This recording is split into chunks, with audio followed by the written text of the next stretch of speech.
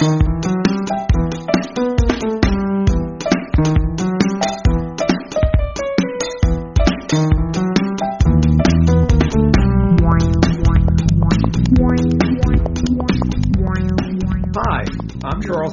host of the X Factor podcast. Today's guest is Mark Vickers, HR.com's Chief Research Analyst and Data Wrangler. We will ask him exactly what a data wrangler is and what one does, about his research work, and about a fascinating report he recently published subtitled on AI's Bumpy Ascent in HR. Mark joins us today from the other coast, St. Petersburg, Florida. Hey, Mark. Hey, Charles. Good to hear you. Yeah, same. And, by the way, I hope you're not offended when I refer to you, as the other coast. I'm not. No, that's people fine. Can't see me. So, I'm not sneering. I'm not making fun. I mean. No, that's fine. You can just refer to us as the better coast if you like. Well, yeah, I was actually going in the other direction, but, sure. I know we both have our biases. For people who don't know, I'm on the other coast, the superior coast. But then again, you know what, Mark? None of us, regardless what coast, north, south, ultimately we're Floridians. Mm-hmm. So, we have to wear that like a very heavy asterisk around our neck. So, I don't think either one of us have bragging rights, which I guess is the point. Anyway, we digress. Thanks so much for coming on, Mark. I really was looking forward to this conversation. As we discussed before this, we do want to focus on the report. Again, on AI's Bumpy Ascent in HR. But first, tell our listeners, some of whom may not be familiar with your work, about your work at the HR Institute. Sure. So HR.com's been around quite a long time. Back when you could still buy HR.com. Debbie McGrath, our CEO, was around that time and actually picked that URL, which is how we got such a great URL. That's actually such a great point. Yeah. That's actually such a great way of marking, because at a certain point, I'm now, you go on anyone, you go on GoDaddy, they'll tell you exactly the monetary worth of HR.com, and I'm sure it's pretty staggering. Yeah. So anyway, but Debbie called about 8 years ago and said, let's start a research part of the organization. So we started the HR Research Institute, which is powered by HR.com. And we've been doing a lot of research ever since then. We do sort of state of the industry research, which means we're doing things every year. And we do a lot of custom research, case studies, that type of thing as well. So we're very proud of our productivity over the last 8 years. Well, as well you should be. I mean, you produce not only a lot of work, but, consistently of a high quality. So I think anybody who's followed you and your work will attest to that. So again, thanks for spending this time. Thanks for that. Now, to the report itself on AI's Bumpy Ascent in HR, just if you would give us some background on that. Sure. So really this presentation we did, which was called basically Give Me Superpowers, and then you talked about the subtitle there, is based on research that we've done over the last 18 months to 2 years. Basically what we do is we do a lot of different surveys, and we incorporate some AI-related questions into virtually all our surveys. So this is sort of a compilation in many ways. We also do these other types of polls and surveys for the people who attend our many webcasts. And so for some data points, we have, many hundreds, sometimes thousands of respondents to these things, that we're only asking them one question in those cases. And some of those questions were related to AI. And that's kind of where the title of this presentation came from, about the Give Me Superpowers, because that was actually one of the response options and one of the poll questions we were asking the people who attend our webcasts. I want to obviously get into the report in some more detail, but just at the topmost level, if you will, the title itself implies, that ultimately, after all is said and done, sifting through all this data, that AI has been embracing this in quote unquote fits and starts. Right. Could you give us just a general sense of why you came to that conclusion? Again, we'll get into the particulars as we get into the conversation, just sort of at a top level. Yeah, no, so it's interesting, and I can look at this both from a quantitative and qualitative point of view on this. We have a lot of data and a lot of issues, a lot of different HR functions we look at, right? And we ask about AI and all of those. Some of those people are like, yes, we need more of AI, like learning development, often recruitment. We need more of this stuff. In other cases, we ask about how AI might be incorporated. Maybe it's going to be something like total rewards or comp and benefits, something like that. And they're like, yeah, not so much. We don't really need it right now. We're not that interested. So it really depends upon which part of the HR enterprise you're looking at within any given organization. We find some people are super interested, and of course it varies widely by organizations themselves.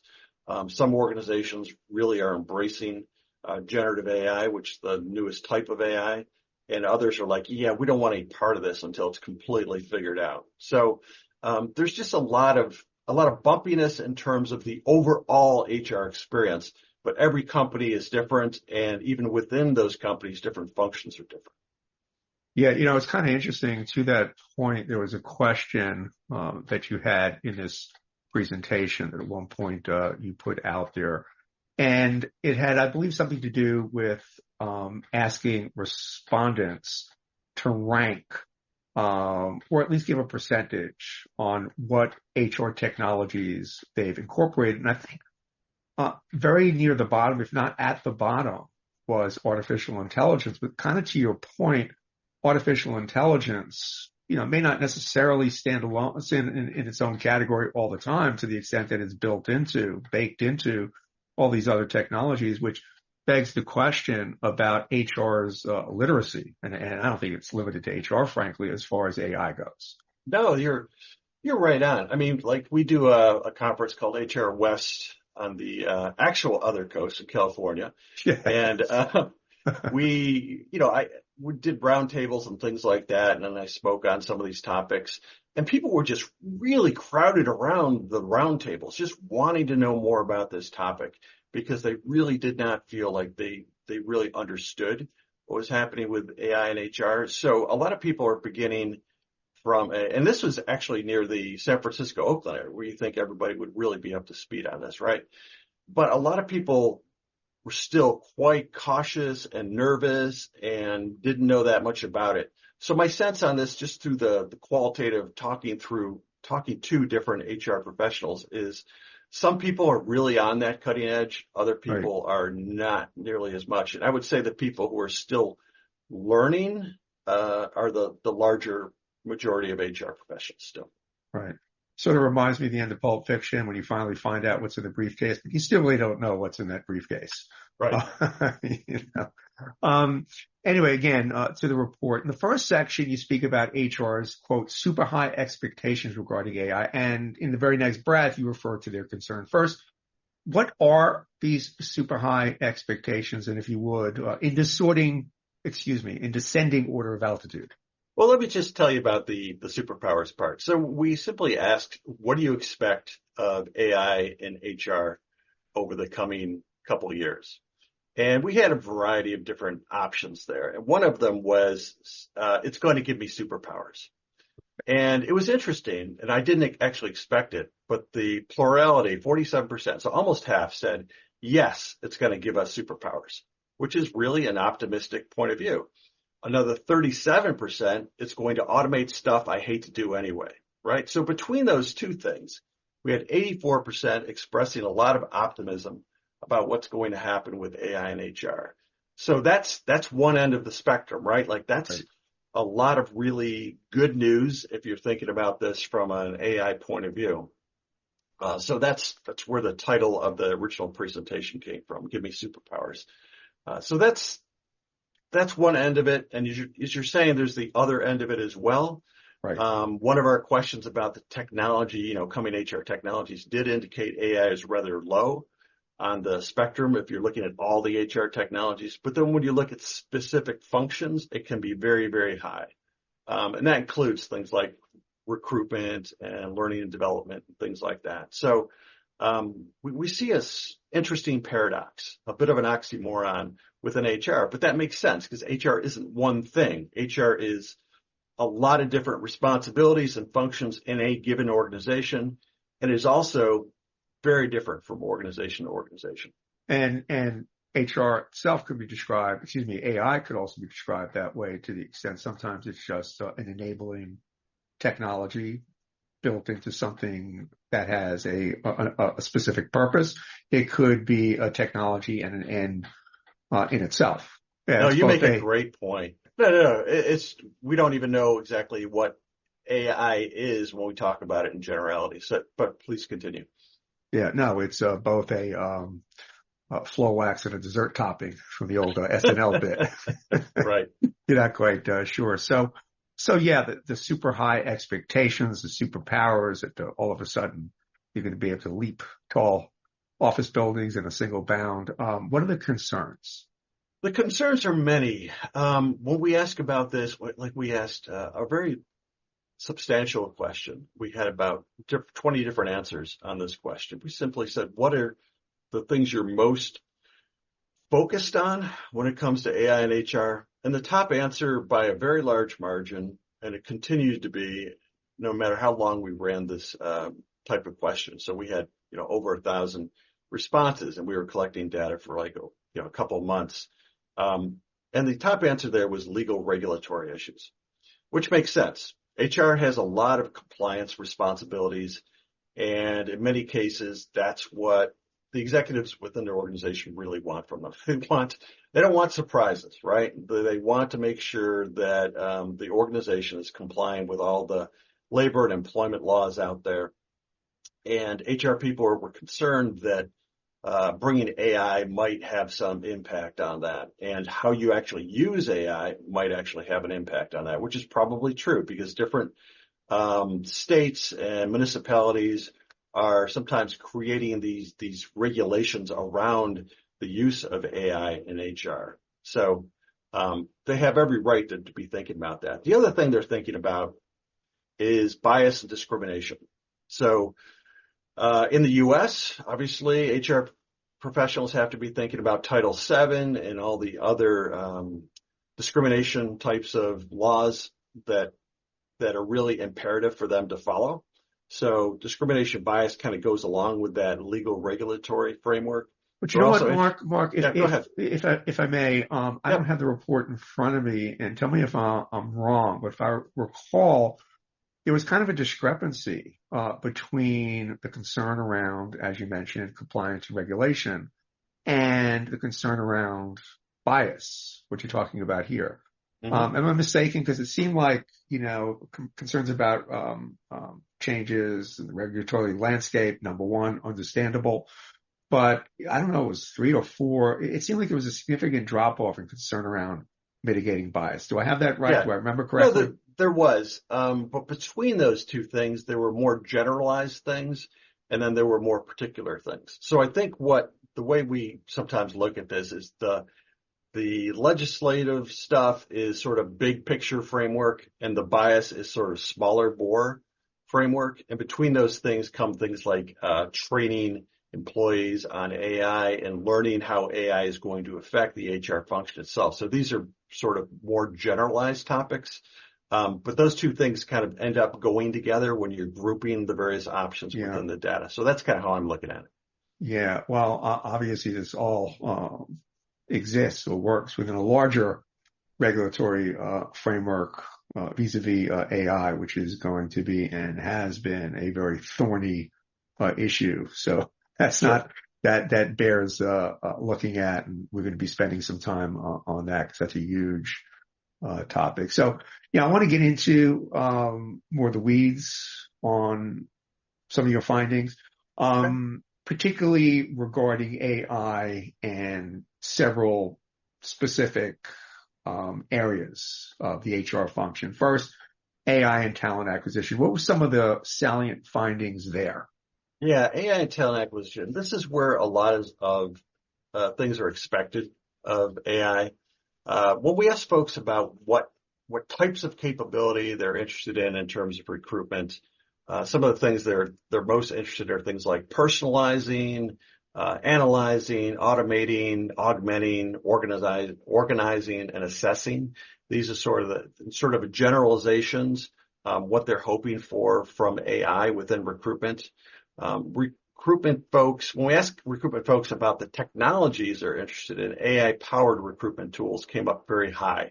It was the second most cited tool, which is quite different than the other data point we were talking about in terms of overall talent management technologies.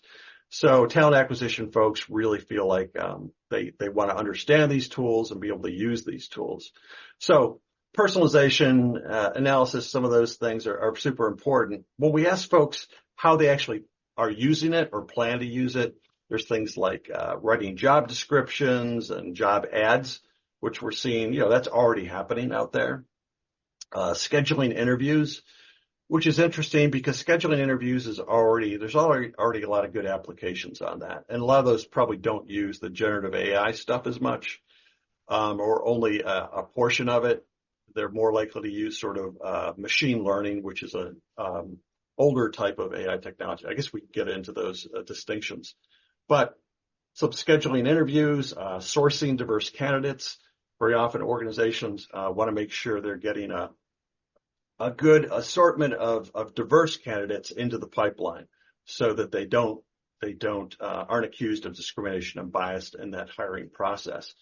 And AI can be used and is being used by some organizations to say, here are some real diverse candidates here, and there's some specific organizations out there that are sort of framing this up.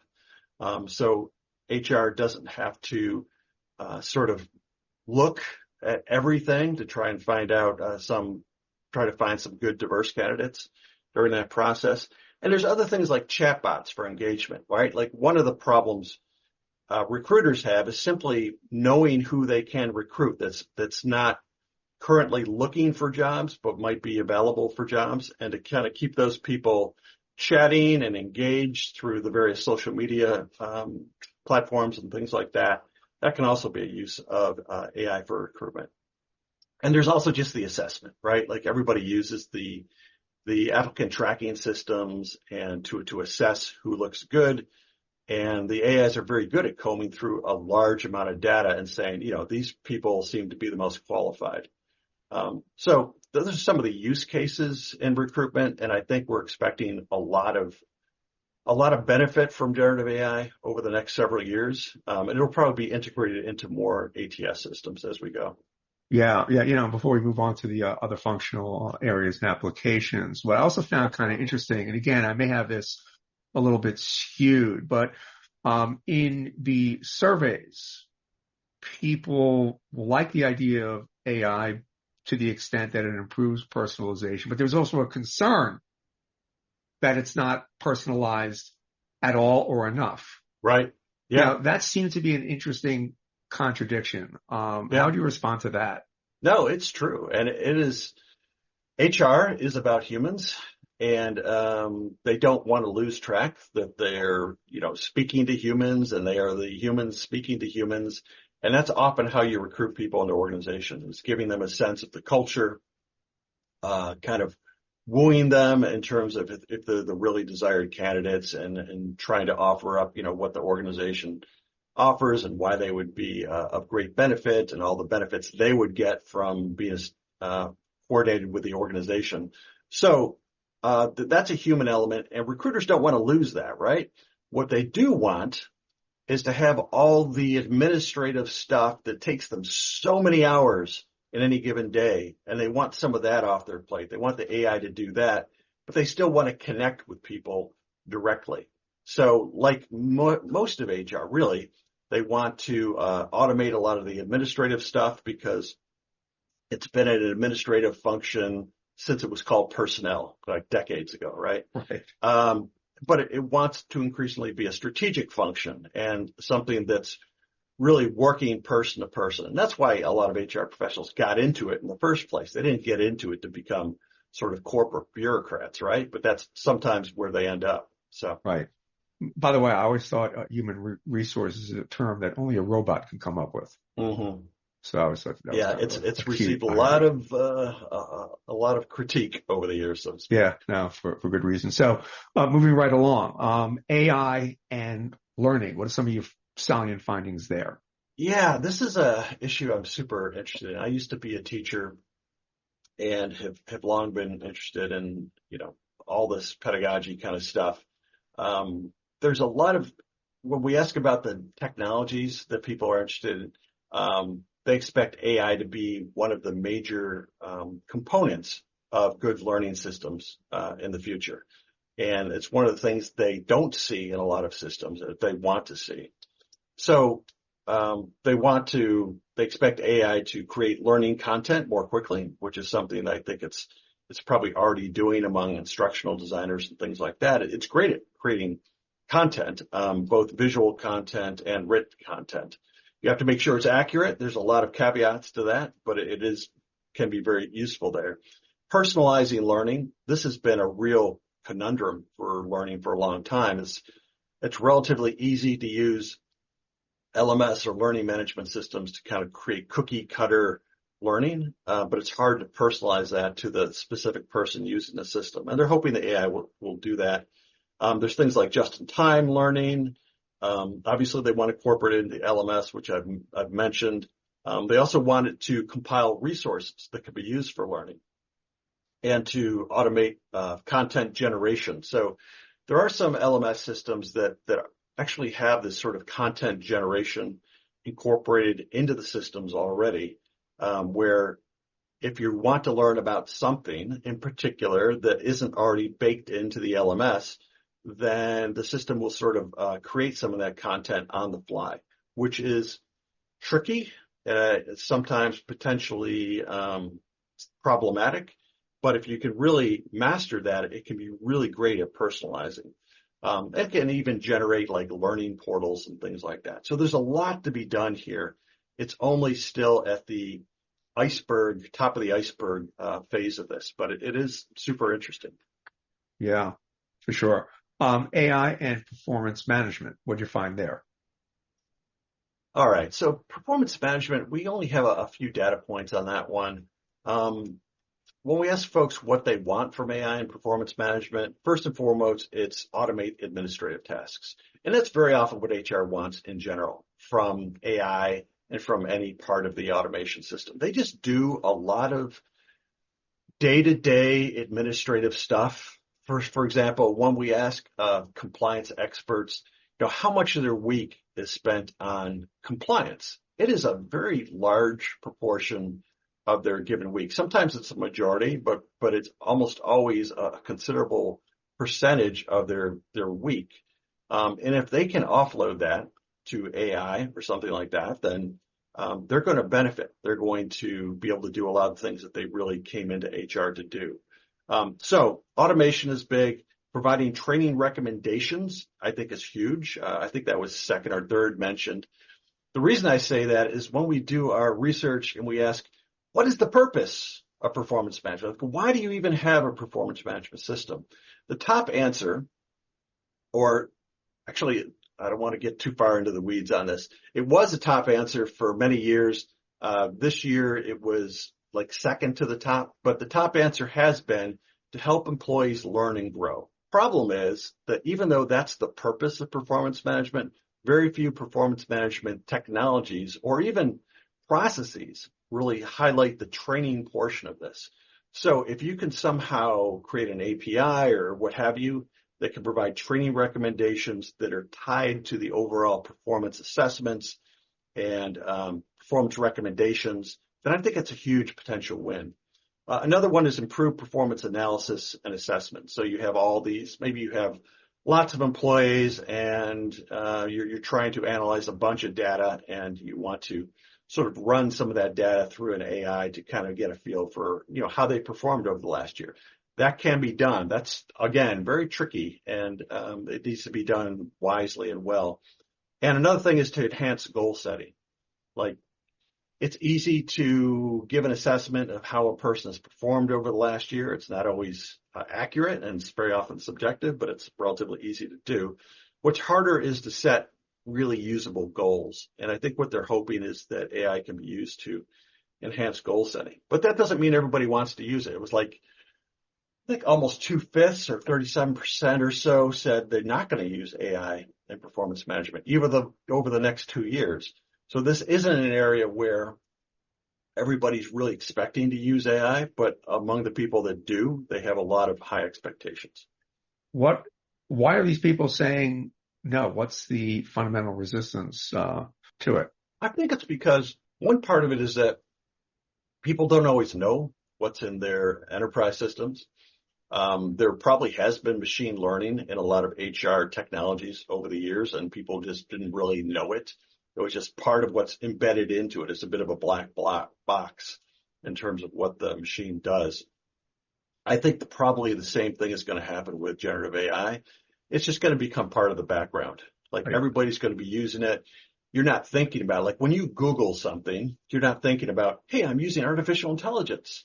Nobody thinks that. No, it's going to Except, be, yeah, I think eventually it's going to be sort of the Internet of all things, going to be AI of all things. It's going to be yeah, baked into our appliances and everything, and it already is to yeah. some degree. So we want to get to engagement and experience. Before we do, sorry, I'm giving AIX a plug. I'm giving the AIX files, our just published newsletter, a plug. No, no, But go in any ahead. case, in it, we referred to something you excerpt in this presentation of yours, the study, Falling Asleep at the Wheel, Human AI Collaboration in a Field Experiment, on HR Recruiter. I think I'm missing the end of that. In any case, a really interesting study. And one of the findings that you excerpt in this presentation, which is kind of, I think it was an abstract, in fact, of the study, goes to engagement and experience. And what it said, if I could capture this concisely and accurately, is,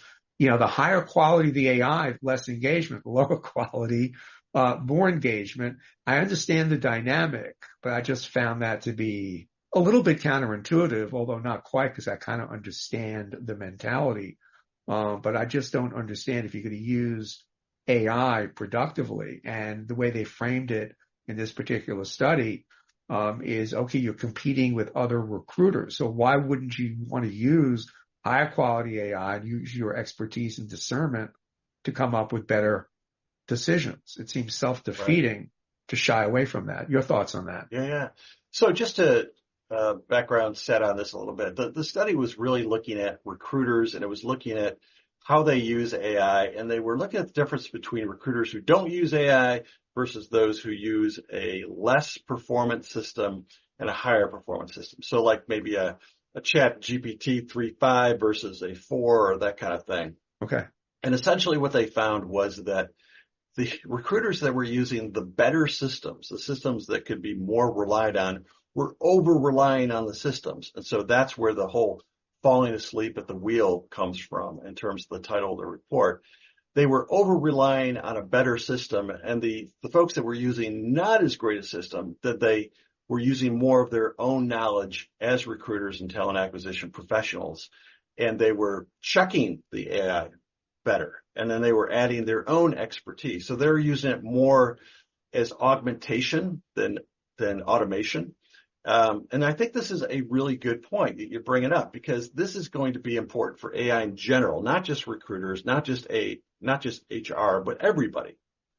If you become over reliant on these systems and you trust them too much, you're probably not going to get as good results as if you see them as more of a kind of really smart, but also slightly dim-witted intern, that can do a lot of great work for you, but that you have to definitely quality check and then add your own expertise to that. So I think that's kind of what I took away from that Right, study. right. Yeah, well, I would look at it a little bit differently, and to say that, you always trust but verify, certainly Mm-hmm. applies to a lot of things, particularly to this. But, I would want to use higher quality AI, knowing that it's going to be less dim-witted than the previous iteration. I can trust it more, but I'm always going to have to verify. But now maybe I just have to verify a little bit less than I did in its previous incarnation. Yeah, and I agree with that. I think, this is the study kind of looked at from that point of view, but it would be better if you could have a better AI Yeah. that you didn't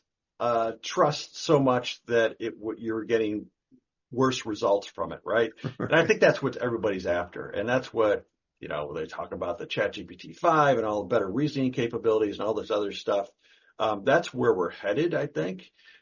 So we're going to get better AIs. We just can't give up our expertise and No. autonomy as professionals. Yeah, no, 100% agreed.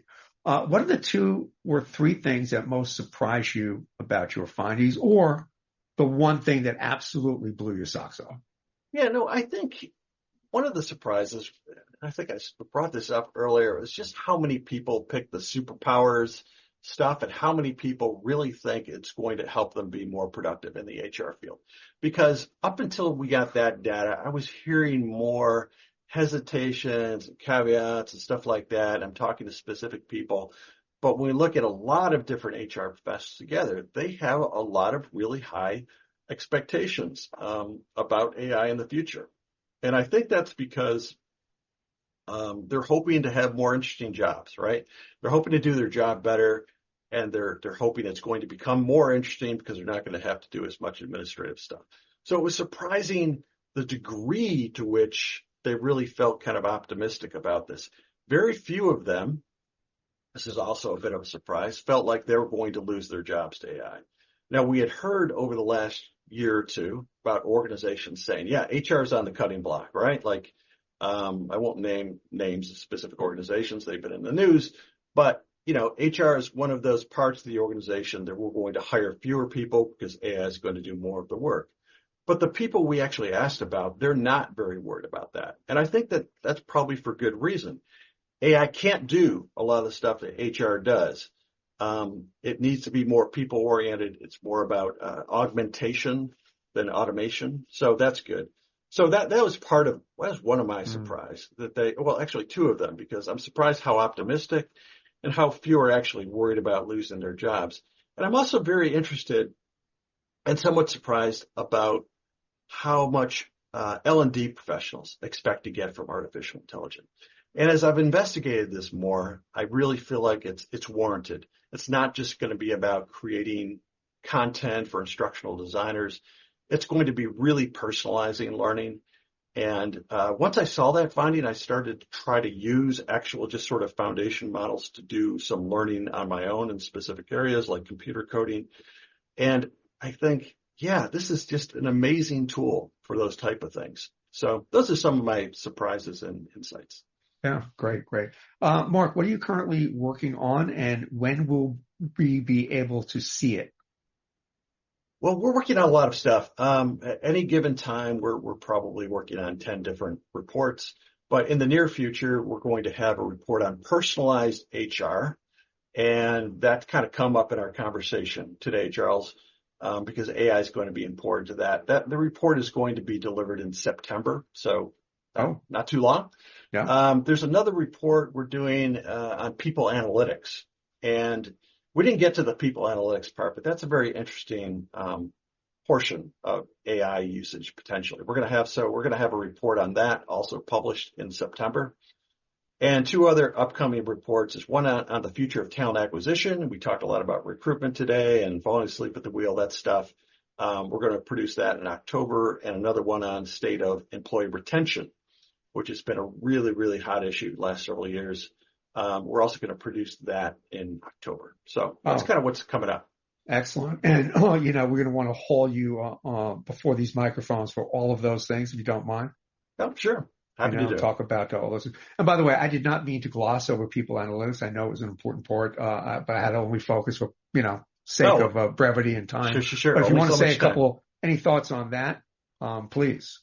No, I think it's of course, I'm a geek, right, Charles? I mean, I'm into research. Well, you are, after all, the data wrangler. I'm the data wrangler. That, but you know what? We'll save that for another conversation. Right. So people analytics is really near and dear to my heart.